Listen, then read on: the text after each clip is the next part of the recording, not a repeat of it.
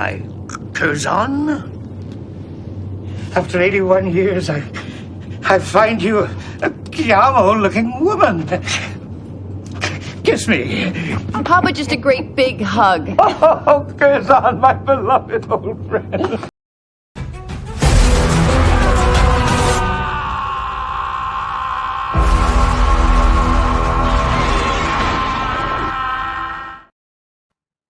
Yes, the howling Klingon. Ah! Ladies and gentlemen, welcome back to the Captain's Quadrant. I am the co-host, Joe Dove, and this time we are back with our series, One Ship, One Food, One Planet, with the mighty Katala Barrett, who is the lieutenant of the Klingon Empire. How are you? I'm well. I am not used to this lowland heat, as you guys, as you have it on Terra here. I'd much prefer to be up on the Kanaga Peaks where it's nice and cool. Yes. No pleasantries this week. It is the feast of summer. We are about to enter the summer solstice here on Earth. Earth is a very tricky planet because though we are on the spring solstice, where I am in the northern region, we went back to fall and winter. We had a nice little snow dusting last week as we got to 28 degrees, which would be Perfect 3 weather. degrees Celsius. Yeah, that's probably better for you. Yeah. And it was quite cold. It wasn't a fan. I had to break out the winter coat again. That was very violent. I had the winter coat and I went, I need a ductar because I'm angry. I'm going to scream at the clouds. It's the best way to do it. Maybe they'll listen. Yeah, that's true. That's true. Well, this week we have 3 amazing pieces of Klingon lore and history for you. We have an amazing ship, and we're going to start out with that. So what is the ship that we are speaking of this week? It is the Katinga class.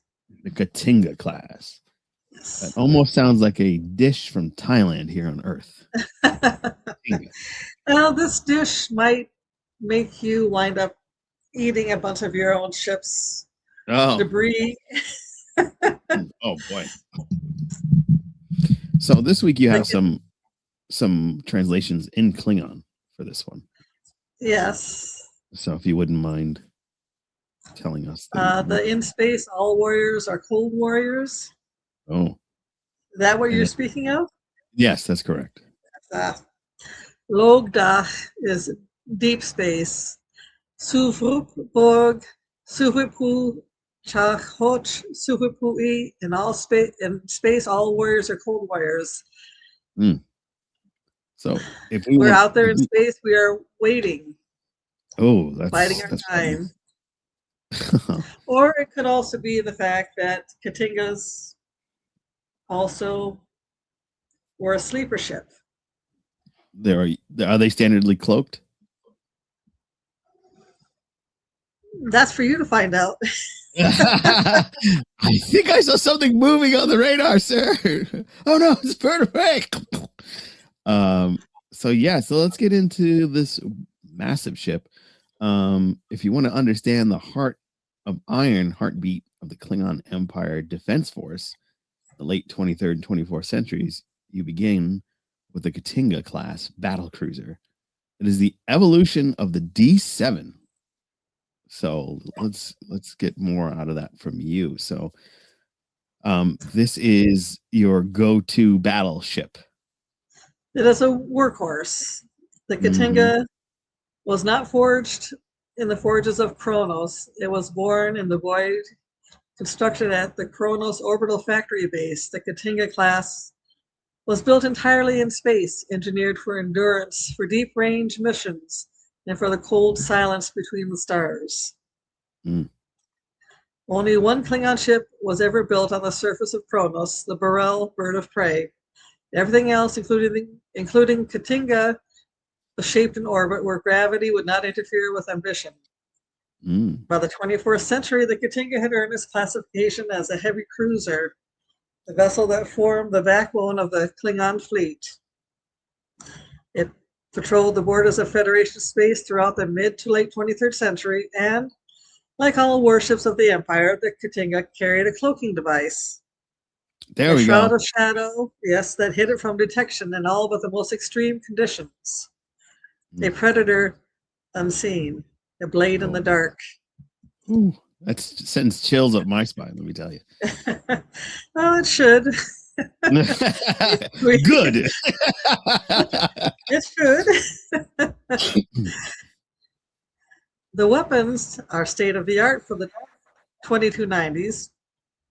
It carried 2 forward phasers for ranged precision, a Mark 10 disruptor cannon mounted above each torpedo tube for brutal close range combat, photon torpedo launches fore and aft, with a forward bay nestled beneath the bridge.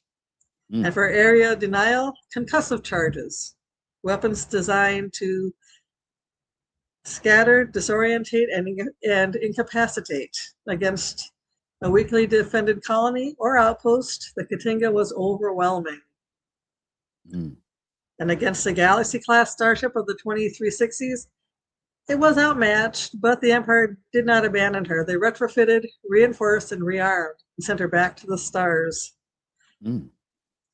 Some Katinga-class cruisers carried a darker secret, cryogenic chambers. They were a sleeper ship. Entire crews placed into cryogenic sleep for decades, waiting to be awakened for war. Waiting for the moment the Empire needed them. This is not a ship of comfort, it's a ship of purpose. And if you'd like the numbers, fine. Yeah. It's 349 meters long, 251 meters across, 98 meters tall. She weighs in at 760,000 metric tons of armored resolve. Mm. And to bring her to life, it takes a crew of 400 warriors. She has a top speed of 9.6. The Katinga is not just a vessel, it's a promise. The promise that the Empire will endure. Mm. Well, you said that there's cryo sleep on the ships. So does that mean that there might be some laying in wait just randomly around the galaxy? That would explain the proverb, the first proverb in space. All warriors are cold warriors. Oh, wow. And I This think is fascinating. Next Generation, the emissary, Kalar, was sent there to help stop the sleeper ship before it awoke, but she and Worf had to convince the Klingons that, yes, Federation-looking ship, Empire controlled. Wow. So there's a possibility that more of these might be sleeping out in this vastness of space. Floating around somewhere, you might not know where. Oh, wow. That would be amazing. That would be a great like modern Trek show, like the possibility of they're capturing something on sensors and turns out to be this ancient Klingon ship in the very far future. And they're ready to go fight for the Empire, but the Empire is not what it used to be well, I mean, I'm sure writing's going to change pretty soon because there's going to be a big shakeup at Paramount, but the possibilities are endless with the amount of storytelling that they could possibly do with that. And the fact that the Empire, as we discussed before, speaking to your human compatriots, we have many planets too. So for each planet that we have conquered, each star system that we rule, we could have sleeper ships there as well. As Guardians. Guardians, as deterrent. Oh, wow. Oh, there's so much. This is very fascinating. This is really brightened the dark week. Today is a good day. Today is a good day to die. Yeah, not to die though. Today's a good day for information. We're gonna go from steel to soil as we learned about the fascinating possibilities that are lurking in the darkness of space, with the Klingon warriors just readily sleeping, not dead but ready to conquer. So even the strongest hull cannot hold a world's history. For that, we turn to a place where diplomacy, tragedy, resilience intertwines. A world that stood between empires and paid the price for it. We are talking about a new planet to me. I've heard about it once or twice, but I know very little about it. And I'm very excited for you to get into it. And this one world, it's called, hopefully I'm saying this right, Narada? Narandia 3. Narandia 3. All right. So please tell us about Narandia 3. So there are worlds that shape history through conquest.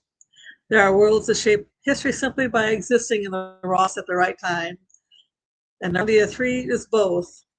Long before Klingons laid claim to it, the world was known as Horben, a part of the Zalakati unit. It a habitable landmass divided among 12 continents, each accessible by air, watercraft, or transporter. Narandia 3 became more than a colony. It became a sentinel, forward-watching world, a point of early detection against two rising powers, the Romulans and the Federation. Later, as relations shifted, Narandia 3 became a crossroads of diplomacy. 2353, it hosted the conference where the Klingons and the Federation signed the Treaty of Alliance, a moment that reshaped the political landscape of the Alpha Quadrant. But Narandia's fate was sealed in 2344 when Romulan forces attacked the Klingon outposts there. The Federation starship Enterprise C answered the distress call. It fought, it fell, and in its sacrifice, it preserved the fragile trust between the two powers. Narandia 3 burned, but it did not die. Among the first places restored after the attack was not a fortress, not a sensor array, not a military installation.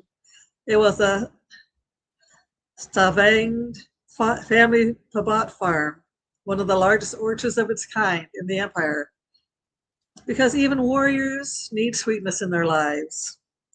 The Pabat fruit, sweet, pulpy, and beloved, is a Klingon delicacy. Its juice enhances everything from rokeg blood pies to several varieties of gach worms. And for nearly a decade after the attack, the orchard struggled to return to full yield. But they did, because resilience is not just a trait of warriors, it is a trait of worlds. And the Pabat, I guess, is something like, I guess you would say a citrus fruit. Oh, like an orange. Okay. This is one of those worlds that you don't really pay much attention to, because this is the beloved Yesterday's Enterprise, which is the background of this planet. Yes. And Rachel Garrett, who was the captain of that ship, recently returned in Section 31, the movie, but we had not heard from her since, and we don't know what's going on with that. But what a fascinating planet! What a fascinating world! And this is why. Go ahead. That should tell you that even Klingons recognize when you need to nurture something that makes life a little sweeter, even for warriors. Exactly.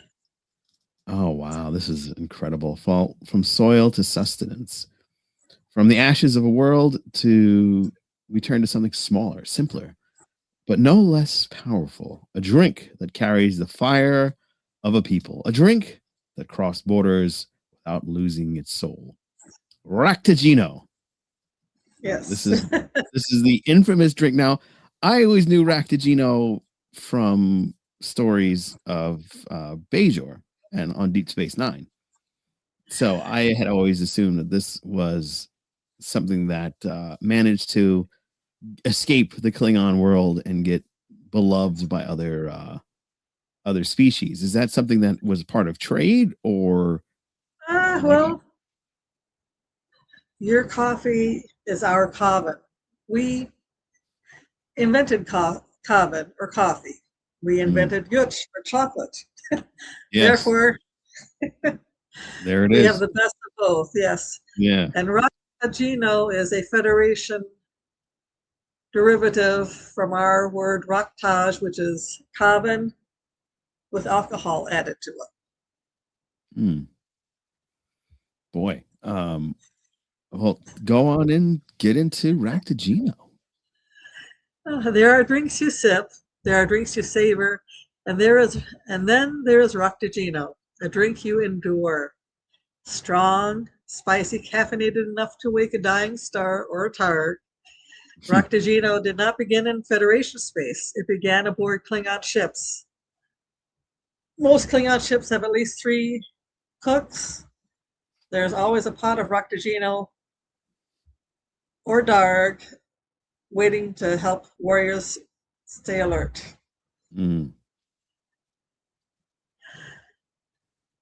It began aboard Klingon ships brewed in bulk for warriors who needed clarity, focus, and endurance. Served in sturdy hivjet or tankards, practical drinking vessels that were built to survive the daily life of a warrior, Raktajino was a stimulant, a ritual, and a companion to long watches and longer battles. It was a drink of readiness, a drink of discipline, a drink of identity, and yet it crossed borders. By the time of Deep Space Nine, Raktajino had become a cultural bridge. Your captain, Benjamin Sisko, was famously addicted to it. Starfleet officers admired his strength, and I believe Odo, in his early in his time on the station, couldn't even order it.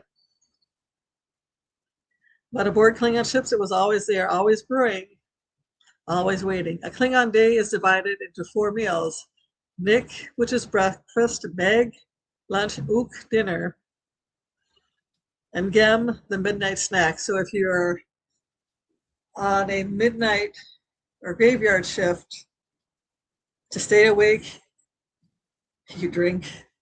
You pipe in that Raktajino like it's an IV. Yes. Yes. And at any of these, a warrior might reach for Raktajino, not for comfort, but for clarity. Because for Klingons, sustenance is not an indulgence, it is preparation. And if you want to understand the Raktajino, it is fire in a cup. It is discipline in liquid form. It is a taste of endurance, of identity, of the warrior's will. It is a drink that separates those who are merely awake from those who rise. Raktajino is not a beverage, it is a companion. That sounds way better than our cup of Starbucks over here on Earth. That's for sure. I've never heard such love for coffee until today. Janeway famously loved her coffee, black coffee, straight. But I think if she had Raktajino, she would have probably got out of the Delta Quadrant even faster. She might have gotten home faster, yes. Yeah, she would have got home much more. Well, that is our tour into the Klingon lore and universe. We had 1 ship, 1 world, and 1 food. Did you want the closing? Yes, that's what we're doing. Okay. You or me? Yeah. Go for it. Steel, soil, and sustenance. 1 ship, Katinga; 1 world, Narandia; 3, 1 food, the Raktajino. The cruiser forged in orbit, a world caught between empires, a drink that fuels warriors across generations and across. Kang, do you remember the first time we sat together over Bachgol? It was the Korvac colony. The Federation and the Klingon Empire were still enemies. I never sat with you before today. Boundaries, the Federation enjoyed Raktajino. These 3 are not separate. They are the threads of the same tapestry. The tapestry of a people who refuse to live quietly. May your ship be strong. May your soil be rich. May your sustenance carry you through the long night. And may your blood in life and legend scream, Uilij Josh Jaj. Very well. Well, that's going to wrap it up for this week's episode. Katala, thank you so much. Kapla. It is an It is an honor to be with you weekly to dive into these worlds, these foods, and these planets, and ships. I hope in my heart of hearts that I don't stumble on a lost ship They're with technically battle-ready not frozen lost. Klingons. They're not But if I do, lost. We've positioned them strategically. yeah. Well, if I stumble on one by mistake, I will make sure not to awake the crew of the Katinga that's sitting Or you there. can call a Klingon. Yeah, I think I would just reach out and be like, I stumbled on something that I think belongs to you. Thank you so much for listening. Thank you so much for downloading. Please, if you wouldn't mind, it helps us a lot if you give us a rating, 5 stars, if you wouldn't mind. Every rating helps us get our name across the universe and this vast planet on Earth so that the show can be listened in the delight of everyone's inner cyberspace. So if you wouldn't mind, please give us a rating. It would mean a lot. And if you're listening to this on the Patreon, patrons, we appreciate your dive into the worlds of Klingons, and we know that you're enjoying this. So kapla, and be sure to come back next week. I'm Jadzia now. Well, Jadzia, my beloved old friend. I'm Dax, godfather of your son. You are no one's godfather. I am Dax, godfather of your son. So, you are the same Dax who took a blood oath with us to seek vengeance? Don't mistake a new face for a new Soul King. I still feel at one with your family just as I did 8 decades ago. I hope one day you'll embrace me as a brother again. Brother. Oh, brother, sister, what's the difference? We're all here now. Speak to us, Kang. Where is he? Where did you find the albino? 7 years ago, on Deus 4, I met one of the albinos disguised